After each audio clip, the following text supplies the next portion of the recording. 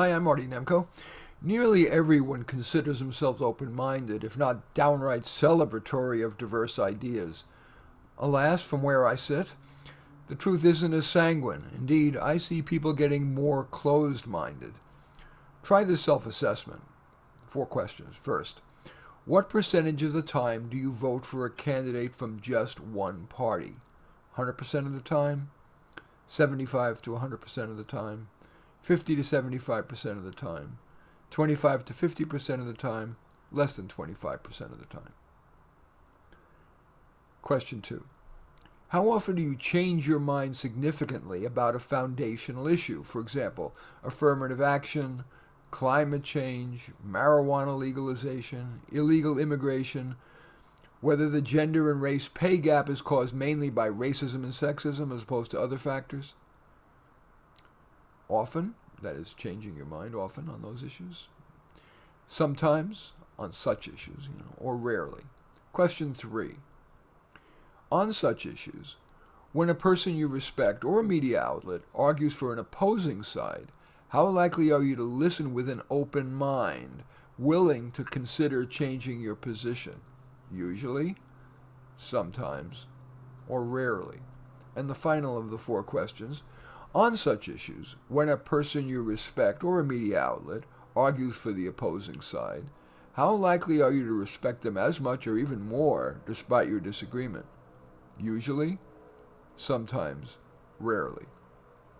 Some people argue that open-mindedness isn't that important. Even they believe that it's better to stand firm, no flip-flopping.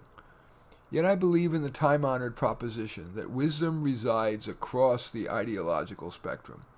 Indeed, I've ended every radio show with, we find comfort among those who agree with us, growth among those who don't. When we sit ossified, considering right of center or left of center thought as intrinsically wrong, we greatly reduce our judgment's wisdom. The best decisions derive from the full and open exchange of ideas across the ideological spectrum, the so-called marketplace of ideas. When you're closed to half the market, you're likely missing out. Before settling on an important position, it would be wise to consult at least 2 diverse, respected sources, whether people or media outlets. Credible sources on the left include the New York Times, The Economist, which used to be more centrist, The Atlantic, and The New Yorker, plus books published by Random House, Simon & Schuster, Hachette, and Harper, and most movies that score 80 or more on Metacritic, metacritic.com. From the right, consider the National Review, American Thinker, Commentary, Reason, which is libertarian rather than conservative, and books published by Regnery, Crown Forum, Penguin Sentinel, and Encounter, plus the articles of Victor Davis Hanson, the late Charles Krauthammer, Heather MacDonald, Michelle Malkin, Christina Hoff Sommers, Thomas Sowell, Walter Williams, and yes, even the left reviled Fox News. I fear that in today's era of so strongly felt polarization, I am asking too much here.